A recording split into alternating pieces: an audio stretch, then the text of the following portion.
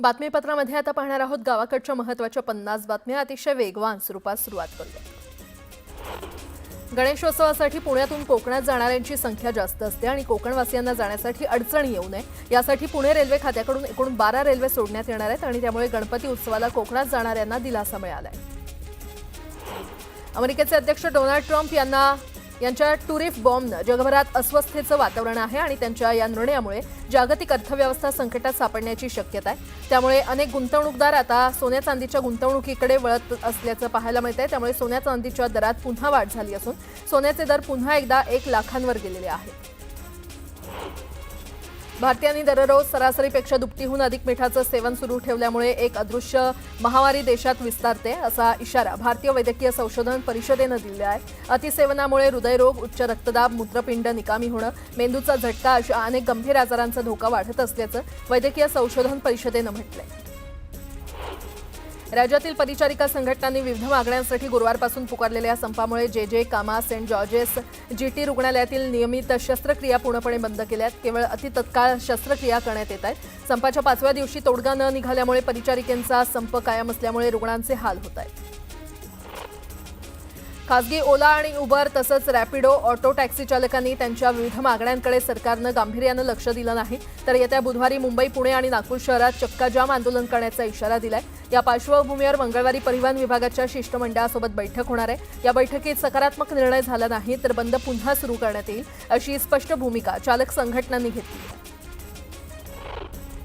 अहमदाबाद विमान अपघातातून air India ही विमान कंपनी चर्चेत आहे। या दरम्यान केंद्र सरकारनं संसदेत मोठा खुलासा केलाय। गेल्या 6 महिन्यात एअर इंडियाला सुरक्षा उल्लंघनांच्या 5 प्रकरणात 9 वेळा कारणे दाखवा नोटीस पाठवण्यात आली आहे अशी माहिती नागरी उड्डाण मंत्री मुरलीधर मोहोळ यांनी सोमवारी राज्यसभेत दिली। कोस्टल रोड हा वाहतुकीसाठी टप्प्याटप्प्यानं खुला करण्यात आलेला आहे। त्यावर सुरक्षित वाहतूक आणि वेग मर्यादांवर नियंत्रण ठेवण्यासाठी पालिकेनं ठिकठिकाणी लावलेले 236 सीसीटीव्ही कॅमेरे देखील आता कार्यान्वित झालेले आहेत। त्यामुळे जलद वाहतुकीबरोबरच सुरक्षित वाहतुकीची देखील सुविधा आता कोस्टल रोडवर मिळणार आहे।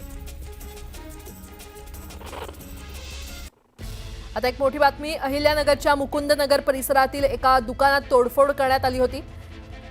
लाकडदांडक्यांनी तोडफोड करणाऱ्या 4 तरुणांचा सीसीटीव्ही व्हिडिओ समोर आलेला आहे। या घटनेमुळे परिसरात दहशतीचं वातावरण निर्माण झालं होतं। सय्यद हुसेन अल्ताफ याच्या तक्रारीवरून भिंगार कॅम्प पोलीस ठाण्यात गुन्हा दाखल झाला होता। दरम्यान पोलिसांनी जलद कारवाई करत नाझिश सय्यद आणि अदनान शेख यांना अटक केलेली आहे। त्यानंतर परिसरातून आरोपींची धिंड काढण्यात आली।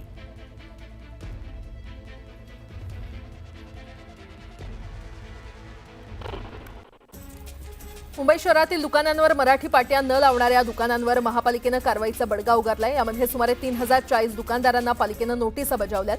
सर्वोच्च न्यायालयाच्या निर्देशानंतर दुकानं आणि आस्थापनांवर मराठी पाट्या लावणं बंधनकारक करण्यात आलंय। दुकानांवर पाट्या लावण्यास दुर्लक्ष करणाऱ्या दुकानांवर महापालिकेकडून तपासणी करून कारवाई केली जाते।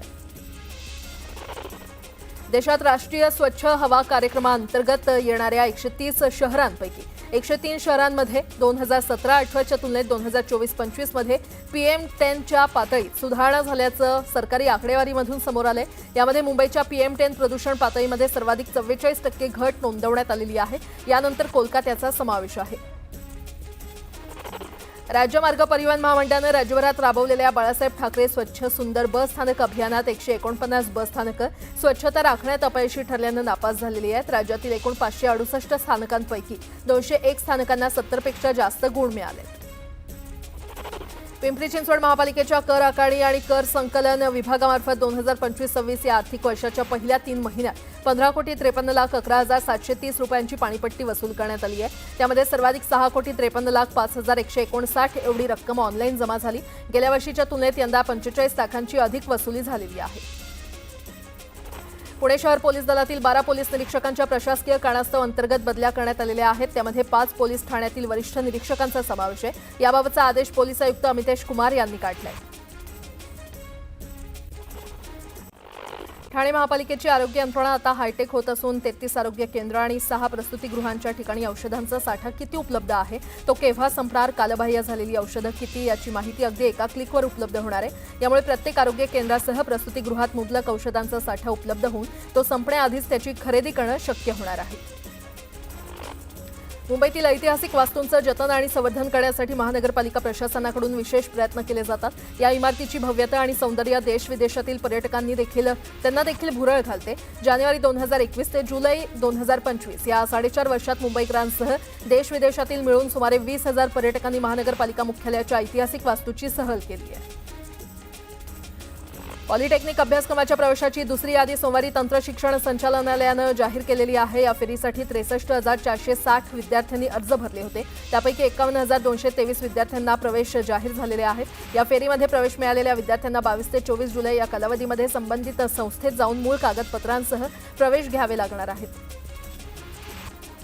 कृषी अभ्यासक्रमाच्या प्रवेश प्रक्रियेला 6 दिवसांची मुदतवाढ देण्यात आलेली आहे। विद्यार्थ्यांना आता 27 जुलैपर्यंत अर्ज करता येणार आहे। प्रवेशाची पहिली यादी 9 ऑगस्टला जाहीर करण्यात येणार आहे।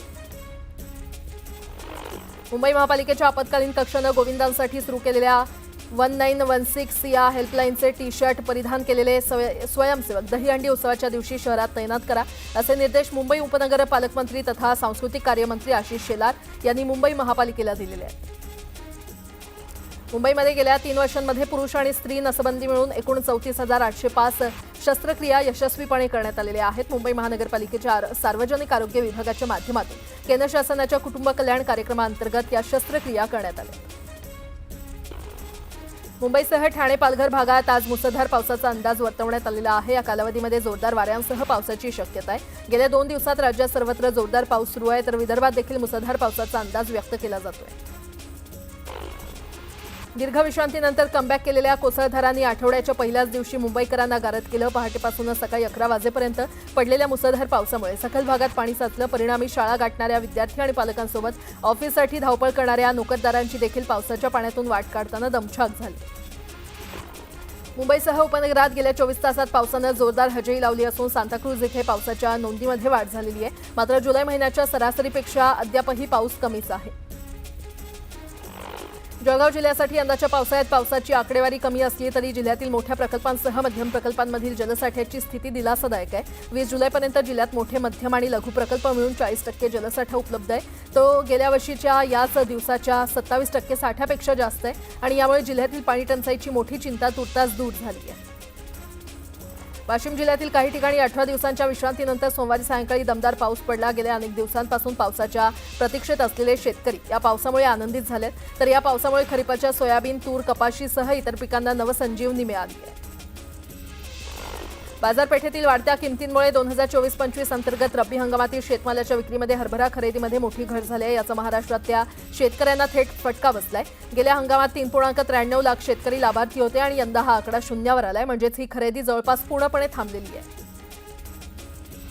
चंद्रपूरच्या रामबाग मैदानाचा मुद्दा पुन्हा चर्चेत आला। या ठिकाणी मैदानाच्या एका कोपऱ्यात 100 वृक्ष तोडून पुन्हा एकदा नवी जिल्हा परिषद इमारत बांधण्याचा घाट घातला जातोय। याची कुजबूज लागताच पुन्हा एकदा सामाजिक कार्यकर्त्यांनी याबाबत विरोधी भूमिका घेतली आहे। दरम्यान आमदार किशोर जोरगेवार यांनी या ठिकाणी जिल्हा परिषदेची इमारत होणार नाही असं स्पष्ट केलंय। अमरनाथमध्ये सीएनजीचा पुरवठा करणाऱ्या ट्रकमधून मोठ्या प्रमाणात गॅस भरत असताना गॅस गळती झाली। अचानक झालेल्या गॅस गळतीमुळे सगळ्यांची पळापळ झाली, तर महामार्गात शेजारी हा सीएनजी पंप असल्यानं वाहन चालकांमध्ये एकच गोंधळ उडाला। मात्र वेळीच ही गॅस गळती रोखण्यात यश आल्यानं मोठा अनर्थ टळला। गोंदिया शहराला लागून असलेल्या फुलचूर जिल्हा परिषदेचे माजी जिल्हा परिषद सदस्य राजेश चतुर यांनी वृक्ष लागवड करून वाढदिवस साजरा केला। पंतप्रधान मोदींनी केलेल्या आवाहनानुसार झाडं लावत असल्याचं त्यांनी सांगितलं।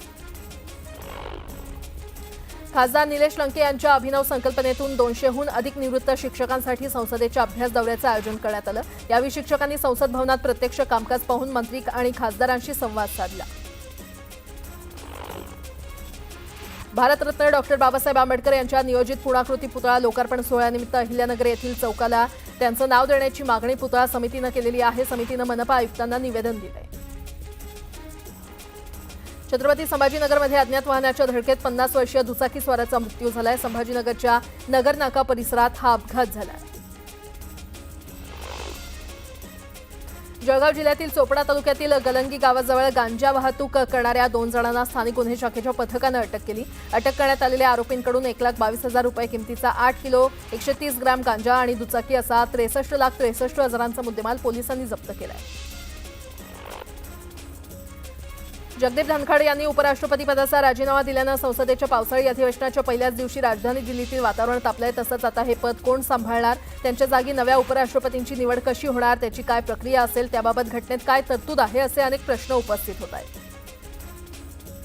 पिंपरी चिंचवडमध्ये छावा संघटनेनं सूरज चव्हाण यांच्या विरोधात आंदोलन केलं। यावेळी सूरज चव्हाण यांच्या प्रतिमेला जोडे मारून निषेध करण्यात आला। सूरज चव्हाण आमच्या तावडीतून सुटणार नाही, त्याला संविधानिक पद्धतीनं जशास तसं उत्तर देणार असा इशारा देखील आंदोलकांनी दिलाय। जळगावच्या धरण गावात कृषी मंत्र्यांच्या राजीनाम्यासाठी महाविकास आघाडीनं निदर्शनं केली। कृषी मंत्री माणिकराव कोकाटे यांच्या प्रतिमेला पत्त्यांचा हार घालत अनोखं आंदोलन करण्यात आलं। यावेळी कोकाटे यांच्या विरोधात जोरदार घोषणाबाजी करण्यात आली। सोलापूरमध्ये राष्ट्रवादीचा अंतर्गत वाद चव्हाट्यावर आलाय। राष्ट्रवादीचे प्रदेशाध्यक्ष सुनील तटकरे सोलापूरमध्ये आले असताना त्यांनी गटबाजीचं दर्शन झालं। सोलापूरच्या शहराध्यक्ष आणि जिल्हाध्यक्षांचे एकाच दिवशी 2 स्वतंत्र मेळावे झाले आणि यावेळी शहराध्यक्षांनी जिल्हाध्यक्षांविरोधात खतखत व्यक्त केली।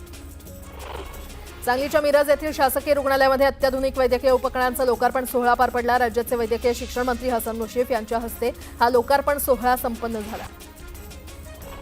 अखिल भारतीय छावा संघटनेचे प्रदेशाध्यक्ष विजयकुमार घाडगे पाटील यांच्यावर झालेला हल्ला हा पूर्वनियोजित कट होता। राष्ट्रवादी काँग्रेसचे प्रदेशाध्यक्ष सुनील तटकरे यांच्या सांगण्यावरूनच हा हल्ला झाला असून तेच या प्रकरणातले मुख्य सूत्रधार असल्याचा आरोप मनोज जरांगे पाटील यांनी लातूरमध्ये केला। अकोल्याच्या एमआयडीसी परिसरातील विजय क्रॉप कंपनीच्या कीटकनाशक उत्पादन स्थळावर भरारी पथकानं छापा टाकलाय। यावेळी पथकानं कारवाई करत 21 लाखांचा मुद्देमाल जप्त केलाय। दरम्यान कीटकनाशकं विक्रीसाठी बंद केली आहेत। वाशिमच्या कोळी गावात अवैध रेशन गोदामावर तहसीलदारांच्या पथकानं छापा टाकला। यावेळी 650 पोते तांदूळ जप्त करत गोदाम सील करण्यात आलं। दरम्यान अधिकचा तपास करण्यात येतोय। सांगलीच्या शिराळा तालुक्यात यंदा 32% भात पेरणी झालेली आहे। पावसाचा जोर मंदावल्यानं शेतकऱ्यांनी पेरणीची लगबग सुरू केली आहे। सतत पडणाऱ्या पावसामुळे भात पेरणीवर परिणाम झालाय। बीड शहरातील रस्त्यांवर खड्ड्यांचं साम्राज्य निर्माण झालेलं आहे आणि यामुळे नागरिकांनी रस्ता दुरुस्तीसाठी आंदोलन केलं। तातडीनं रस्ता दुरुस्त करण्याची मागणी करण्यात आली। शहापूरमध्ये गजबजलेल्या बाजारात बसचा टायर पंक्चर झाल्यानं बस बंद पडल्याची घटना घडली आहे। यामुळे भर बाजारात मोठ्या प्रमाणात वाहतूक कोंडी झाली होती। यामुळे नागरिकांना नाहक त्रास सहन करावा लागला। बारामतीमध्ये भंगाराच्या गोदामाला आग लागल्याची घटना घडली। अग्निशमन दलाच्या सहाय्यानं आगीवर नियंत्रण मिळवण्यात यश आलं।